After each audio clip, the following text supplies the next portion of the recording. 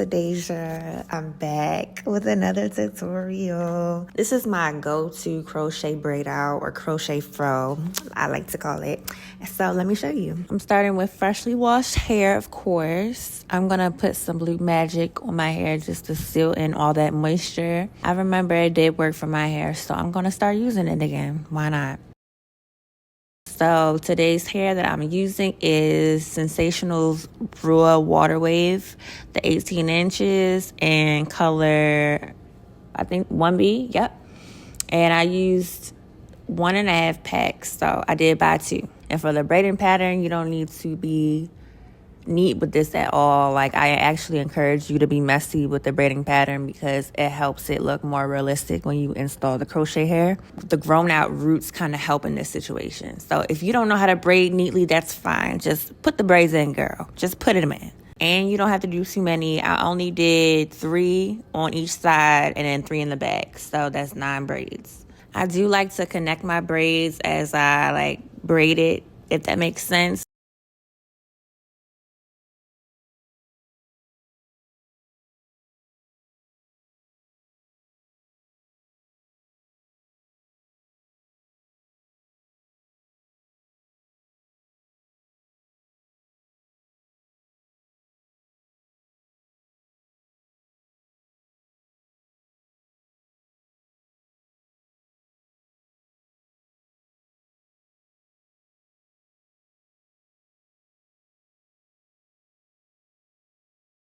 And then once I'm finished braiding down my hair, I like to crochet that last little braid into my braids instead of sewing it in.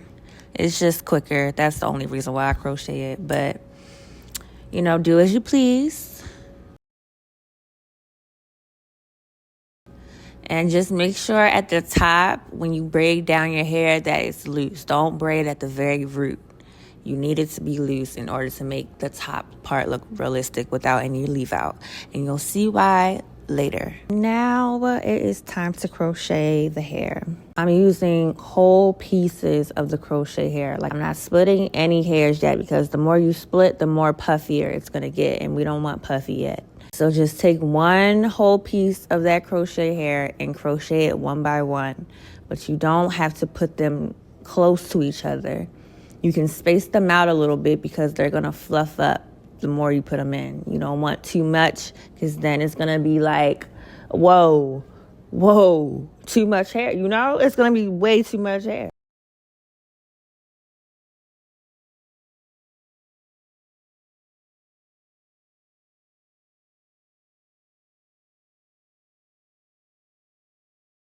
And then once I get to my edges, I start doing the invisible crochet method.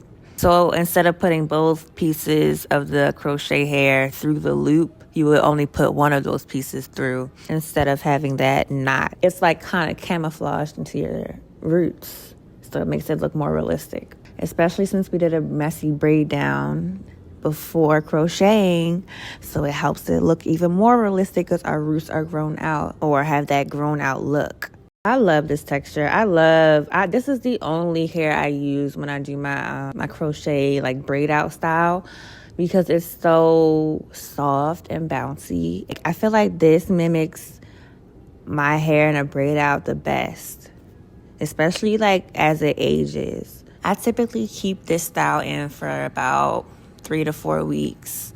As it ages, it looks like an old braid out, and that's the best look ever to me. I love an old braid out look. So now I'm going to show you how I crochet the top portion of my head. So you see how the left side looks like I crocheted it and the other side does not. It looks like it's coming out my scalp more. Let me show you how I did it. So I'm going to take a whole piece of the Ruwa Water Wave hair.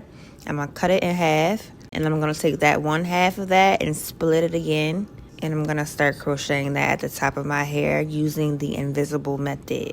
I like to kind of tease the hair as I'm crocheting it because that helps make it look like it's coming out of my root more too. The key here is to split the crochet hair and to use tiny pieces and do the invisible crochet method and tease the hair as you do that. That is the trick.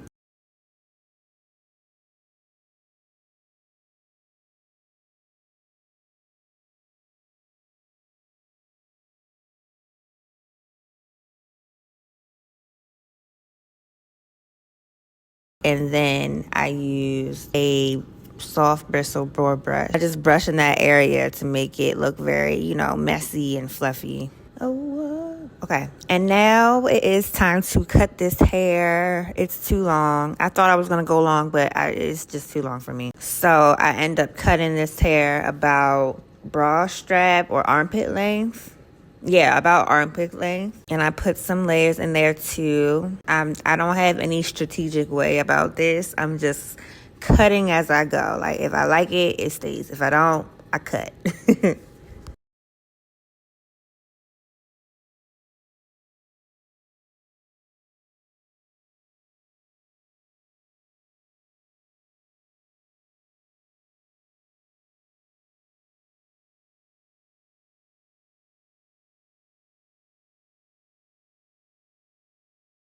So another special trick I like to do to make my crochet look stand out is I like to curl the ends. So I'm going to take some perm rods of different sizes and I'm going to just curl the ends only and dip it in hot water.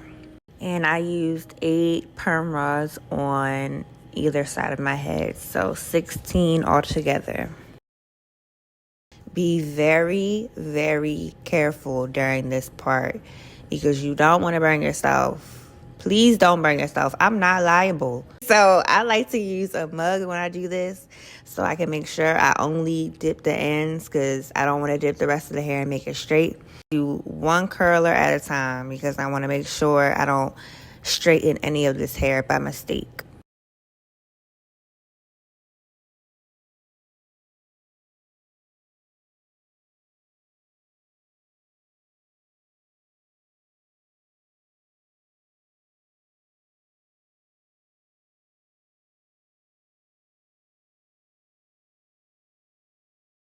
Then after I dip them, I'm gonna of course take the perm rods down and unroll it, and it's so cute. Look at the ends, they're just so cute. And I'm gonna fluff it out a little bit, and I'm cutting some as I go just to, you know, make those layers make sense, because after dipping it can make the hair look longer.